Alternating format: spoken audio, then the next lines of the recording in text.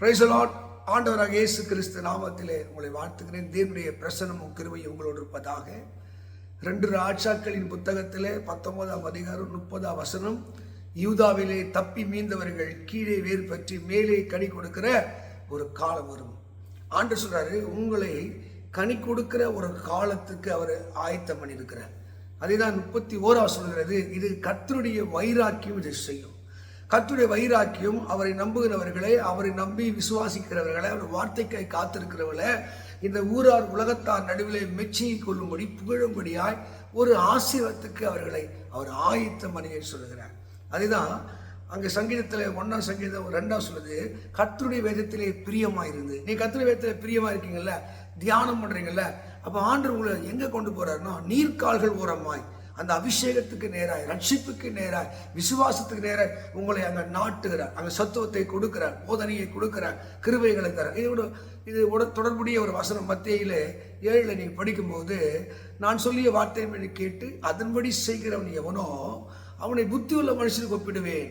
அந்த வீடு பெருங்காற்று பெருவெல்லும் பெருமழை வந்த மோதியும் அது விழுவதில்லை. ஏன்னா அந்த வேர், அந்த ஆழ கண்மலையாக கிறிஸ்து மேலே அது ஊன்றப்பட்டிருக்கு. அதுதான் கொலோசியர் 2:6 அவர் மேல் வேறு கொண்டவர்களாய். அப்ப தெய்வத்தின் மேல நீங்கள் வேறு கொள்ள, அவருடைய வசனத்தை கேட்க, உபதேசத்தை கேட்க, அவருடைய சத்தியத்தை கேட்க உங்களை அர்ப்பணிக்கும் போது நீங்க மேலே கனி கொடுத்து, இதே நீங்க ஏசாயாவில் 27:6 படிக்கும் போது, யூதா கீழே வேறு பற்றி பூத்து காய்த்து கனியினால் இந்த பூமியை நிரப்புகிற காலம் வரும். நீங்க பிறந்த ஊரோடு இல்லை, உங்களுடைய ஆசீர்வாதத்தை பல இடங்களிலே பரவும்படியாக, அது பெருகும்படியாக ஒரு ஆயத்தத்தை தேவன் வைத்திருக்கிறார்.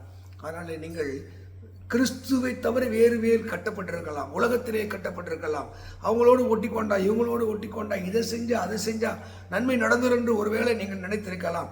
இன்றைக்கு நீங்கள் தேவ வசனமாகிய கிறிஸ்து வேலை நீங்க நாட்டப்படும் போது, அந்த உபதேசம் உங்களை பெருவெல்லும் பெருங்காற்று பெருமழை என்ற உலகம் மாம்சம் போராட்டங்கள் வந்தாலும் உங்களை அசையாதவர்களாக மாற்றும்.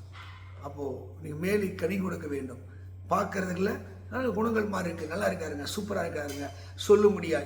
வீடு வாசலியோட ஆசிரியத்தோடு, மனைவி பிள்ளைகளோடு நீங்கள் கனி நிறைந்தவர்களாய் வாழ வேண்டும் என்றால் பொருளாதாரம் உயர்த்தப்பட வேண்டும். ஒருவேளை கர்த்தருடைய ஊழியத்தில் நீங்கள் பலப்பட்டவர்களாய் பெருகினவர்கள், உங்க ஊழியம் பிரபலம் அடையக்கூடியதாய் மாற வேண்டும் என்றால் நீங்கள் கீழே வேர், உங்க வேர் கிறிஸ்து மேலே நாட்டப்பட்டிருக்கிறது. அது நீதிமொழிகள் 10 சொல்கிறது, நீதிமான் வேர் அது கனி கொடுக்கும். நீங்க ஆண்டவர்களுக்குள்ளே கனி கொடுக்கிறவர்களாய், நீங்க ஆழமாய் தேவ சமூகத்தை உங்களை தாழ்த்த ஒப்பு கொடுக்க. நீங்க எலியா பத்தி பார்ப்பீங்க.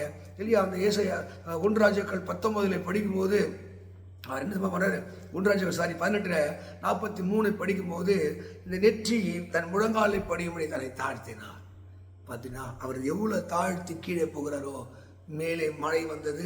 எலியா ஒரு மகிமையுள்ள ஊழியக்காரனா, வெற்றியான ஊழியக்காரனா, பிறரால் மெச்சிக்கொள்ளக்கூடிய ஊழியக்காரனா, போற்றுதலுக்குரிய ஊழியக்காரன் மாறினதற்கு அவன் கீழே வேறு பற்றி உங்களை தேவ சமூகத்தில் தாழ்த்த, அர்ப்பணிக்க, அவருக்கு முக்கியத்துவம், அவருக்குள்ளே நாட்டப்படுவதற்கு நீங்கள் அர்ப்பணிக்கிறார். அதுதான் 1 கொரிந்தியர் 15ஆம் அதிகாரத்தில் 58 சொல்லுகிறது, நீங்கள் அசையாதவர்களாய், உறுதியானவர்களாய், கர்த்தருடைய கிரியில எப்போது பெருகினவர்களாய். அதே 1 கொரிந்தியர் 16 படிக்கும் போது அங்க 13-14 திடன் கொள்ளுங்கள், புருஷராயிருங்கள், விழித்திருங்கள் என்று சொல்லுகிறது.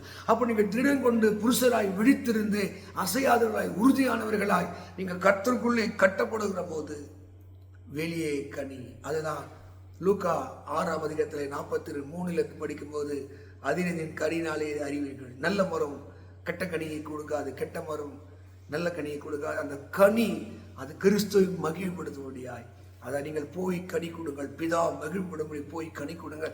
அப்ப தேவன் சொல்லுகிறது, உங்க குணாதிசயங்கள் மாறுபட்டிருக்கும், சுவாபங்கள் மாறி இருக்கும். அது மாத்திரம் இல்லாம நீங்கள் பினான்சியலா வளர்ந்திருப்பீங்க, சரீர சுகத்தில் வளர்ந்திருப்பீங்க, ஒரு தெய்வீக வல்லமை உங்களை ஆட்கொண்டிருக்கும். ஏனென்றால் உங்கள் வேர் கிறிஸ்து இயேசுவில் இருக்கிறபடினாலே. ஒருவேளை நீங்கள் உலகத்துக்கு பின்னாடி இஷ்டத்துக்கு வாழ இருக்கலாம், நீங்கள் கிறிஸ்துக்குள் வேர் பற்றும்படியாய், அவர் மேல் நாட்டப்படும்படியாய், அவருடைய சத்துவத்தை உரியக்கூடியவர்களாய் மாறும்படி நீங்கள் முழங்கால் பண்ணிட்டு தாழ்த்தி நீங்கள் செபம் பண்ணி போது கர்த்தர் உங்களை கனி நிறைந்தவர்களாக மாற்றுவார். இந்த வேத வாசனப்படி கர்த்தர் ஆசீர்வதித்து எல்லா நன்மைக்கு சொந்தக்காரனாய் மாற்றுவாராக. God bless you. God bless you.